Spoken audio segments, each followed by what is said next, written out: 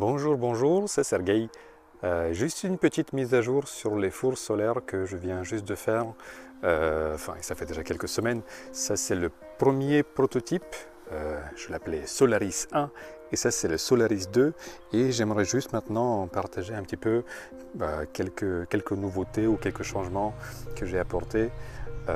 Si jamais vous décidez à en faire un ou en acheter sur internet. D'ailleurs, je les vends sur le bon coin. Déjà, donc, ça marche nickel. Là, nous avons des pommes de terre avec de l'ail, des huiles d'olive, sel, poivre qui se préparent tout doucement. Les gens ne se rendent pas compte, mais ça chauffe beaucoup. C'est chaud, c'est à 70 degrés plus ou moins. Juste pour info, ici, on voit à quelle vitesse ça monte. 64. Je l'ai fermé à peine. Là, ça fait à peine quelques minutes et ça monte tout doucement. On va voir jusqu'où ça va.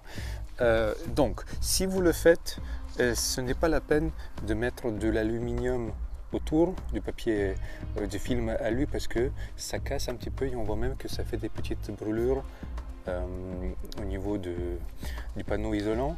Donc, gardez que l'alu, que les tôles en aluminium. Pas la peine de mettre de l'aluminium tout fin, ni à le peindre en noir. On va voir ça tout à l'heure.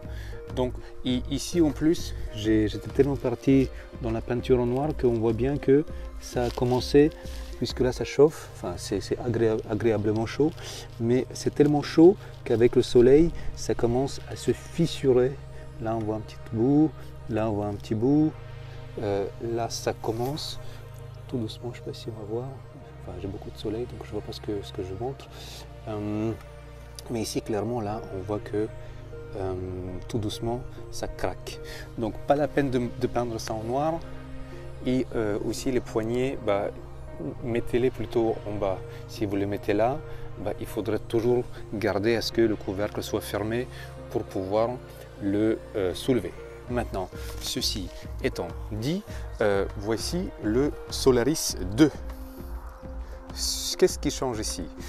Déjà, l'intérieur est, on va dire, entre guillemets naturel. Il n'y a que de l'aluminium que j'ai plié, cette fois-ci de manière un peu plus propre, puisque j'ai fait des angles arrondis là et là. Je ne sais pas si on va voir par-dessus.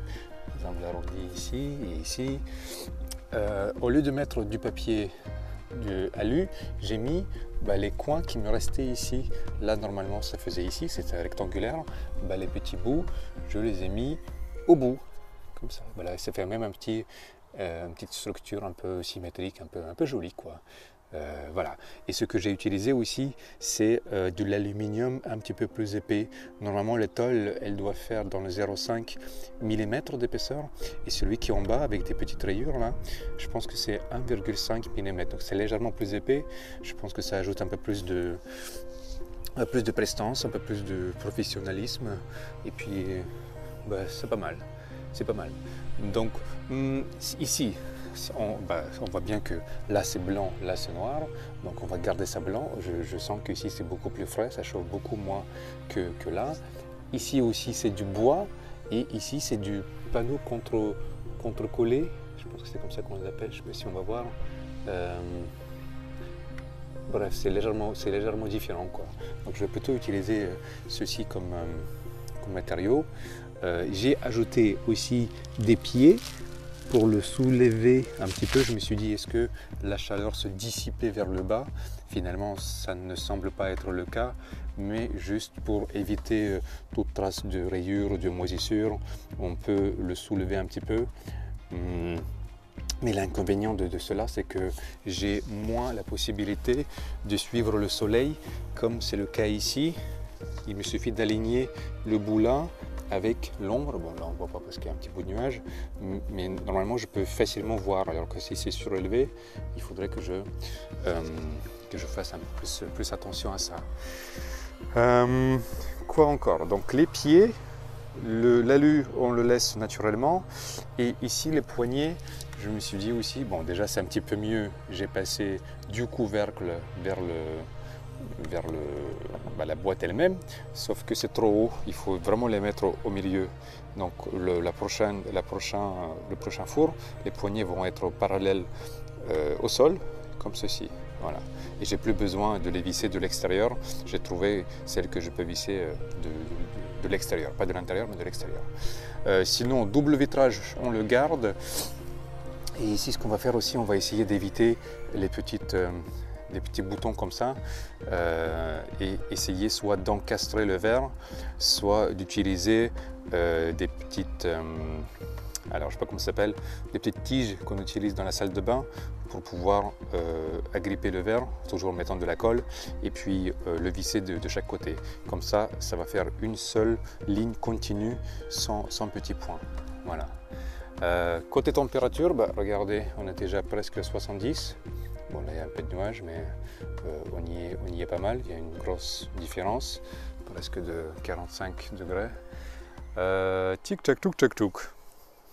Ici aussi avec la tige, c'est que si je mets là et je suis déjà dans le dernier trou, bah, ce que je peux faire, c'est peut-être faire plusieurs trous, plusieurs niveaux, parce que la distance, une fois coupée, je ne peux pas la modifier, la hauteur de la tige. Alors tout simplement en déplaçant ici, bah, j'arrive à gagner en angle un peu plus droit. Voilà, voilà. Donc au final, en termes de temps de construction, c'est presque la même chose, hein, sauf que au lieu de peindre en noir, bah, je vais devoir mettre des pieds, mettre des petits bouts de triangle derrière, mais le concept est toujours là. Ah oui, et une des choses les plus importantes, c'est que si on regarde bien là-bas, on voit que l'avant, ici, doit faire la moitié de l'arrière. Donc j'ai pas mal de contenu, de contenant, on va dire, qui est caché par cette boîte. Bien sûr, je regardais, là ça monte à 51 degrés vers 13h, donc on est plutôt pas mal. Et peut-être là on est mi-avril, donc peut-être que au mois de mai ça va faire, bah, le soleil va monter de plus en plus verticalement, donc ça ne va pas poser problème. Sauf que ce que j'ai fait ici,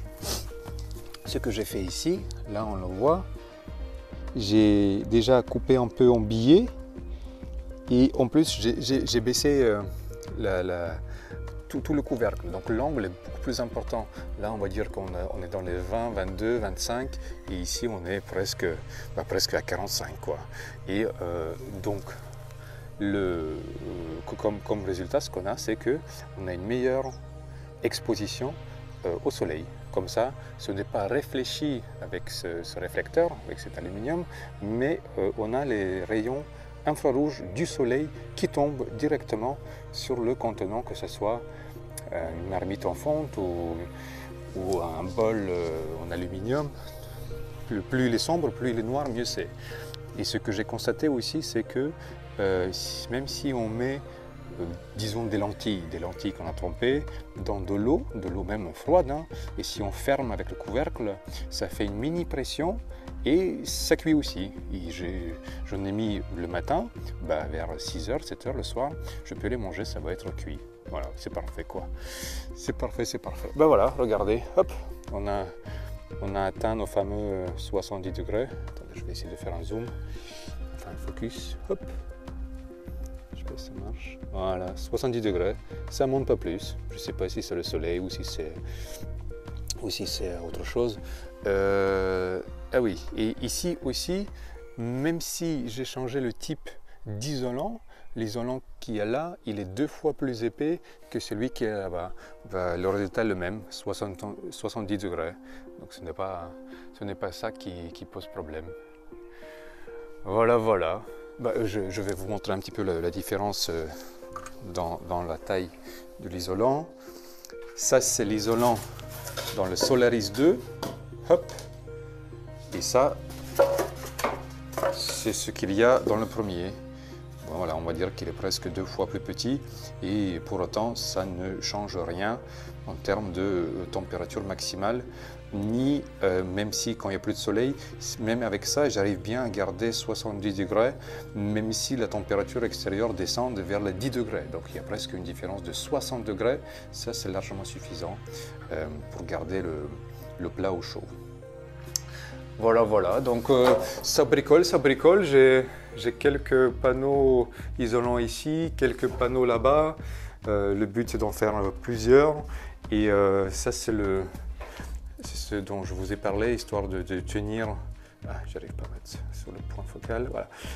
Ça, c'est ce que je vais essayer de faire, mettre le verre ici et puis le visser comme cela, quoi. On visse et puis le verre va être mieux, bah, j'espère mieux tenu. Voilà. Voilà.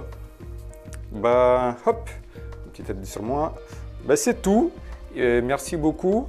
Je vais continuer, je vais continuer à bricoler, voir comment je peux encore améliorer ce four. Mais là, je ne sais pas si c'est le réchauffement climatique, mais en tout cas, en France, en Bretagne, mi-avril, ça marche nickel. On peut faire des légumineuses, des céréales, alors, j'ai pas encore essayé. J'ai essayé le boulgour, le quinoa, l'aramante, le riz. Tout passe nickel. Il faut juste le laisser dans un bocal fermé et puis c'est prêt. Et voilà. Donc ça marche et il ne reste plus qu'à le peaufiner encore un petit peu pour avoir quelque chose de plus stable, de plus solide. Et voilà. Donc ça marche. Soit inspirez-vous, soit regardez si vous pouvez en acheter. Enfin, sur internet, je n'ai pas trouvé puisque j'ai comme l'impression que les gens ne connaissent pas que c'est possible. Mais c'est possible. Voilà. Bah, merci beaucoup pour... Voilà, c'était juste une petite mise à jour pour le four solaire. Je vous dis à la prochaine. Ciao, ciao.